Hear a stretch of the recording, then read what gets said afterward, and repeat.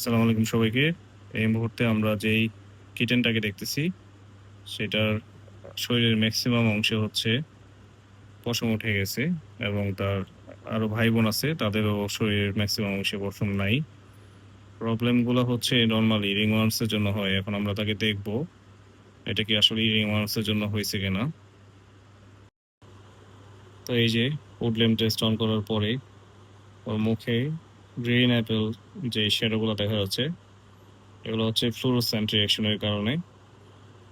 যখন fungal metabolites গুলো হচ্ছে বডিতে থেকে যায়, এর উপর যখন আমরা উডলেম দেই, দেওয়ার পরে আল্ট্রাভায়োলেট রে এর কারণে এরকম ফ্লুorescent রে সেগুলো হচ্ছে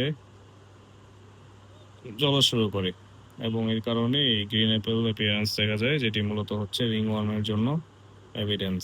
তো এই বিড়ালটির হচ্ছে রিংওয়ার্মস আছে এবং খুবই বাজে অবস্থা আর কি। তো এর জন্য আমরা এখন থেকে রিংওয়ার্মস এর ট্রিটমেন্ট শুরু করতে যাচ্ছি।